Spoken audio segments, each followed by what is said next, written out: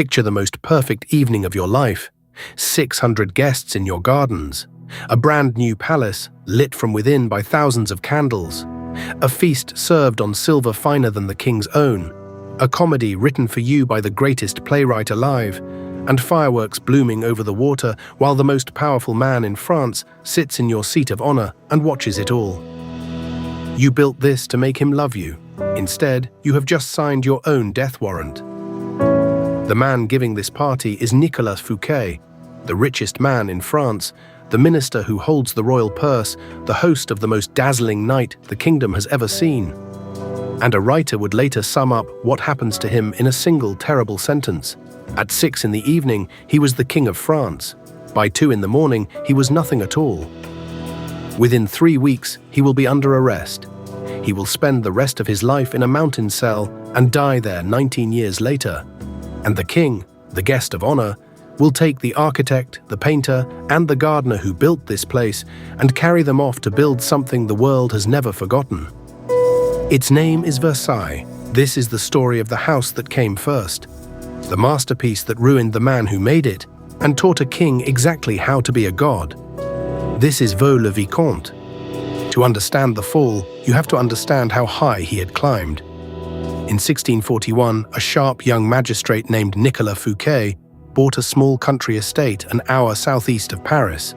He was 26, clever, ambitious, and not yet rich. The estate was called Vaux. He would spend the next 20 years, and a fortune he had not yet made, turning it into the most beautiful thing in France. The fortune came first.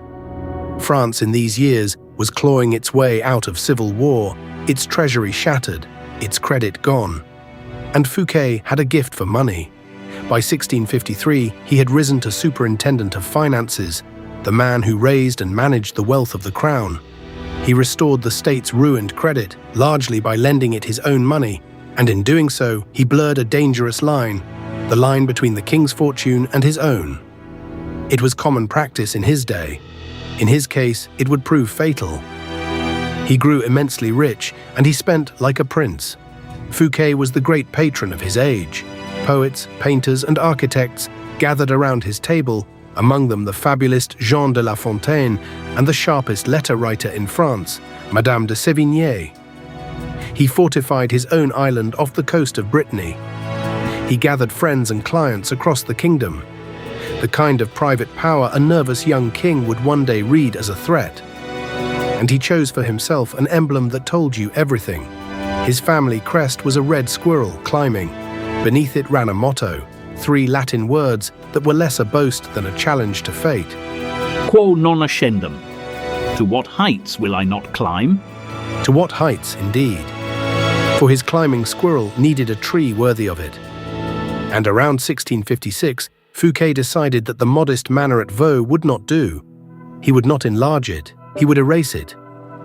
To clear the ground for what he imagined, he is said to have bought up and demolished 3 entire villages, then put the displaced villagers to work on the estate. Contemporaries, always fond of a round number, spoke of 18,000 laborers. The figure is almost certainly a fantasy. The ambition behind it was not. Because Fouquet's true genius was not building, it was choosing, and he chose 3 men, each young, each brilliant, each at the very start of his powers. And for the first time in history, he set them to work together.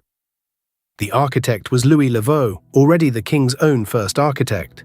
The painter and decorator was Charles Le Brun, who ran a small army of craftsmen and even built a tapestry workshop beside the estate to supply it. And the gardens went to a designer with a rare command of mathematics, optics, and scale, a man named André Le Nôtre. Architect, painter, gardener. It was the first time these 3 had ever collaborated on a single great project. And what they created between 1658 and 1661 was not just a house. It was the birth of a style, the disciplined, symmetrical, grandly ordered manner that would define French taste for a century. They called it later the Louis XIV style. Its founding monument does not bear the king's name, it bears Fouquet's. Built of pale stone, ringed by a wide ornamental moat that guards against nothing at all. The château stands at the head of an axis that runs for nearly a mile through the gardens, its 2 halves balanced in almost perfect symmetry, a tall oval dome crowning the center. Inside, beneath that dome, sits a great oval salon that opens straight onto the garden and splits the house in two. And here, Le Brun began his masterpiece, a vast ceiling glorifying the sun. He never finished it. To this day, the dome above that salon stands all but empty, a pale, open sky where Fouquet's triumph was meant to blaze. We will come back to that unpainted ceiling. It is the most eloquent thing in the house. If the château announced a new style, the garden perfected it, and hid in plain sight one of the most cunning illusions in the history of art. Le Nôtre did not treat the long slope behind the house as a setting. He treated it as an instrument, tuned to a single viewer standing at one exact spot, the top of the garden stair. Stand there, and the whole vast composition falls into place at once. Embroidered flower beds, mirror-still pools, and lawns marching cleanly down to the horizon. It looks like the most natural thing in the world. It is a lie, every inch of it. Walk down into that garden and it comes apart in the most beautiful way. The great reflecting pools that looked like tidy rectangles are cut narrower at the near end and wider at the far. So your eye, expecting parallel sides, reads them as closer than they truly are. The ground is shaped with hidden counterslopes that flatten the descent into one seamless picture. Scholars have a name for the trick: anamorphosis abscondita, hidden distortion. And the greatest sleight of hand is the water. A canal nearly a kilometer long crosses the garden, and from the terrace you cannot see it at all. Le Nôtre sank it into a fold in the ground so that this vast sheet of water simply does not exist until you have walked far enough down to discover it, appearing as if by magic at your feet. It was a garden built like a piece of theatre, with the surprise deliberately withheld. It was the clearest proof ever laid out in stone and water that the French garden was not an art of planting. It was an art of perspective, of controlling to the centimetre exactly what a king would see. And on one August night in 1661, Fouquet was ready to show that king everything. Vaux was finished, and Fouquet chose to unveil it in a single, overwhelming evening in honour of Louis XIV. It was either the proudest decision of his life or the most catastrophic act of misjudgment in the history of the French court. It was both. On the 17th of August, at around 6 in the evening, the young king arrived, driven over from the royal palace at Fontainebleau with his mother, Anne of Austria, and a crowd of some 600 courtiers. Le Brun himself led the royal party through the painted apartments. Then came the feast, arranged by Fouquet's celebrated steward, François Vatel, served all at once, savoury and sweet together, on a service of solid silver gilt finer than anything the king owned.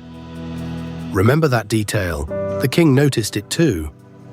In the illuminated gardens, the guests watched the world premiere of a brand new comedy ballet, Les Fâcheux, written in a matter of days by a playwright named Molière, the music and dances woven in between the scenes.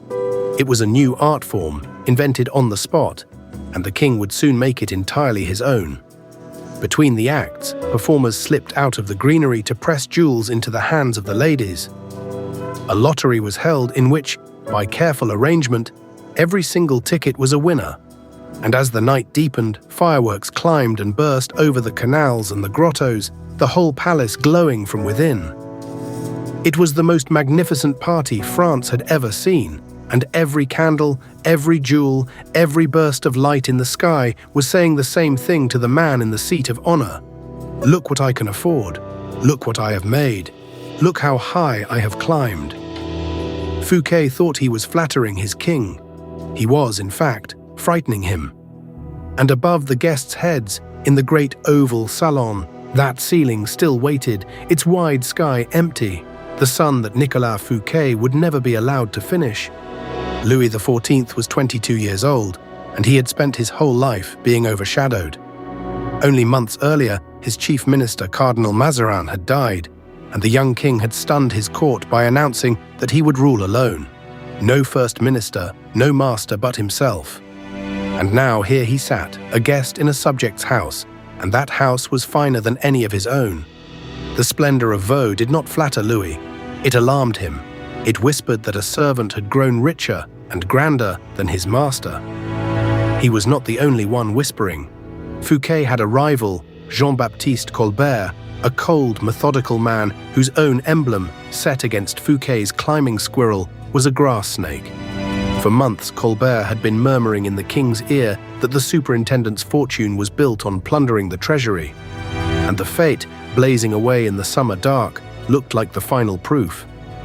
The king, it was said, wanted to arrest his host that very night. His mother talked him out of it. So Louis did something worse than act in anger. He smiled, he thanked his host for a wonderful evening, and he waited. There is a line, written long after by the author Paul Morand, that captures the whole of that night in a breath. At 6 in the evening, Fouquet was the king of France. By 2 in the morning, he was nothing at all. The king waited 19 days. On the 5th of September, 1661, his own birthday, Louis XIV had Fouquet arrested in the distant city of Nantes.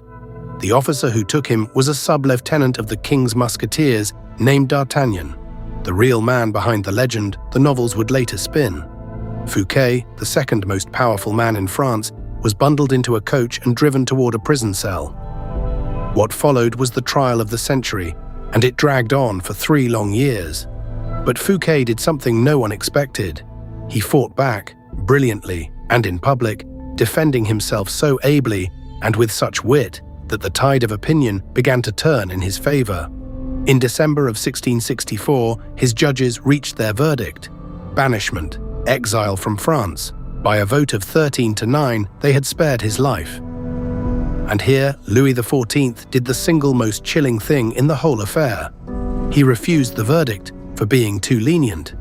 The king used his royal power to overrule his own court and make the sentence not gentler but harsher, from banishment to prison for life. It is often described as the only time a French king overturned a court's verdict in order to deepen a punishment. The magistrate who had argued for mercy saw his own career destroyed for it. Fouquet was carried off to the fortress of Pignerol, in the Alps on the edge of Savoy, where, in the years to come, another of its prisoners would give birth to one of history's greatest mysteries: the legend of the man in the iron mask. There, walled up in the mountains, Nicolas Fouquet died on the 23rd of March, 1680, after nearly 2 decades of confinement. The squirrel had climbed as high as he could go, and then he had fallen off the tree. His steward met an end almost as theatrical. 10 years after the fête, charged with feeding the king again at another great house, and terrified that the fish for the banquet would not arrive in time, François Vatel walked into a back room and ran himself through with his own sword. The fish, the story goes, arrived minutes later. He had become a byword for the deadly perils of perfection, the same perfection that had already destroyed his master. Louis XIV did not destroy what Fouquet had made. That was never the point. He copied it. The king stripped Vaux of its treasures, its tapestries, its statues, even its orange trees, carted off to the royal collections. And then he took the 3 men, Le Vau, Le Brun and Le Nôtre, the architect, the painter and the gardener who had invented a new French beauty on this one estate, were turned loose on a far larger canvas, a modest royal hunting lodge to the west of Paris, which they would enlarge into the greatest palace on earth. Every lesson first tested at Vaux was repeated at Versailles, on a scale designed to leave no rival standing ever again. And the sun, that great ceiling Le Brun had begun above Fouquet's salon and never finished, a glory of the rising sun, was an image the king would claim for his own. The sun that Le Brun meant to blaze above Fouquet's head instead rose across the ceilings of Versailles, over the man who called himself, for all of history, the Sun King. The masterpiece meant to crown Fouquet had, in the end, only crowned the man who destroyed him. To this day, the dome at Vaux-le-Vicomte is empty. Stand beneath it and look up, and you see a pale, open sky where a sun was meant to blaze. It is the most honest ceiling in France, because it tells you exactly what happened here. Versailles is the more famous house, but Vaux is the original, and many who visit both come away quietly preferring the smaller, sharper, sadder perfection of the place that came first. Fouquet lost everything he had built, and yet the thing he built survived him. After his fall, it passed through neglect and near ruin, its gardens run wild, until in 1875, a sugar magnate named Alfred Sommier bought the abandoned estate at auction, reportedly the only bidder, and poured a fortune into bringing it faithfully back to life. In 1968, his descendant, Patrice de Vauguet, opened the doors to the public. Today, it is the largest privately owned château in France, still in the family's hands, its rooms furnished as though the master had only just stepped out, as though Fouquet might yet return to finish his interrupted dream. On warm Saturday evenings, they light 2,000 candles through the rooms and along the garden walks, and set fireworks over the canals, a deliberate echo of the lost fate of 1661. For a few hours, the most beautiful and most dangerous party in French history flickers back to life, and you can stand at the top of that garden stair and watch the perspective bend away toward the horizon and see the precise moment French taste discovered what it wanted to be. Fouquet built it to be seen by one man. In the end, it is seen by everyone, except the man who mattered most and the man who made it. If you ever go, take the evening tour and walk down into Le Nôtre's garden until the hidden canal appears at your feet, and read the full story with every source in the written guide linked below. It sits an easy hour from Paris alongside its own royal children, Fontainebleau, where the king set out that night, and Versailles, the giant it taught to walk. And if castles with stories like this one are your kind of history, subscribe. The StoneKeep Atlas archive already holds 100 of them, from the Rhine to the Loire, with more episodes on the way.